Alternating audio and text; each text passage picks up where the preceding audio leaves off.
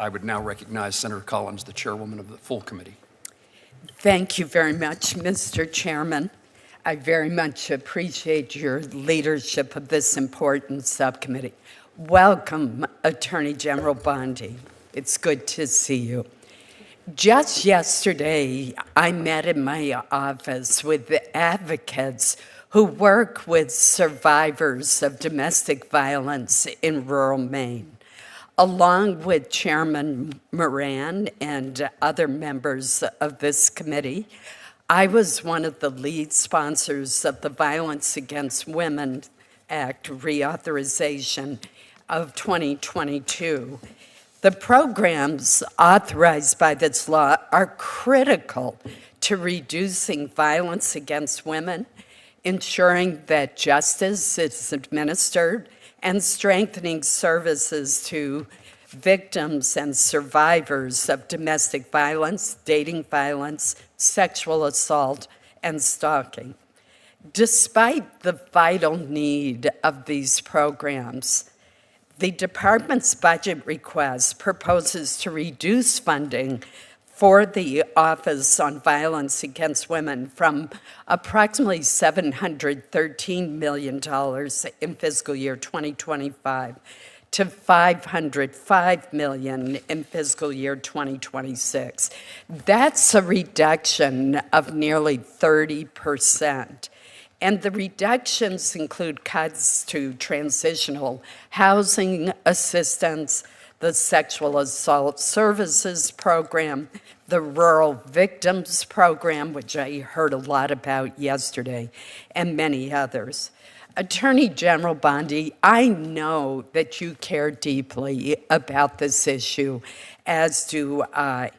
So why is the department cutting funding to combat domestic violence, dating violence, sexual assault, stalking, and support of survivors? Was this cut imposed upon the department by the Office of Management and Budget? Thank you, Senator Collins.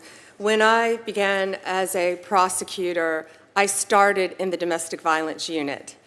And I say it's more frightening to prosecute a domestic violence case than a homicide, because you never know the next day what will happen. We used to wake up and read the newspapers in the morning, that was before cell phones, to see if someone had been injured or hurt or killed who came in and recanted from a domestic violence incident. So it's very personally important to me as well. And we also know that many homicides are the result of domestic violence. This budget includes $505 million to prevent and respond to violence against women, including $190 million for grants to combat violence against women, STOP. And it also gives $60 million for sexual assault services. This budget is a compromise. It's a leaner budget. We can always do more with more, but we can do more with less. And you have my word that we will do everything in our power to fight for victims of domestic violence throughout this country, as I have done my entire career, Senator. I do know and acknowledge that you care deeply about these issues, as do I. I hope we can work together to get to a better place on the budget, because I am convinced from talking with advocacy groups and with survivors themselves that we need to do more, and that oftentimes rural areas of America just don't have the services, and that's why I wanted to bring it up as my first issue with you. May I respond to that Please. briefly? And yeah, about the rural issues, I didn't realize that until I became United States Attorney General and met with you, met with Senator Murkowski. The rural areas, because Florida is so highly populated, the state in which I come from, and learning that that is so true. And not only that, the tribal areas have an extremely high level of domestic violence. So I'm committed to working with you and every state on all of those issues and fighting domestic violence and sexual violence across this country. And thank you, Senator Collins. Thank you. Let me turn to just one other issue.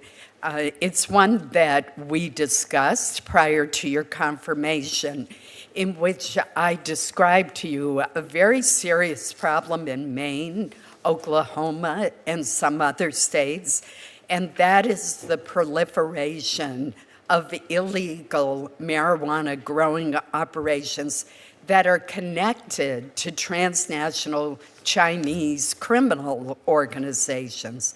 When I raised this issue with the FBI director before this subcommittee in May, he testified that the FBI planned to direct more resources to the field in Maine and to increase intelligence collection in DC to target these illegal grow operations that are producing tainted marijuana, that are destroying the houses in which these grow operations occur, and I'm convinced are involved in human trafficking as well, because who would want to work in a grow operation with black mold and other dangerous substances everywhere?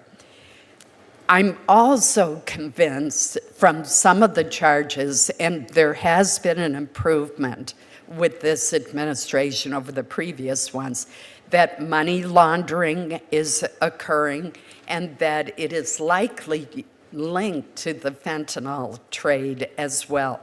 Could you provide me with an update on the deployment of federal resources so that our sheriffs, which have led the way, and our state and local law enforcement in Maine get the help that they need? I will say the IRS criminal investigation and FinCENT at Treasury have been helpful, but we do need more help from the Justice Department. Senator, thank you. First, to the issue regarding the Chinese marijuana growers.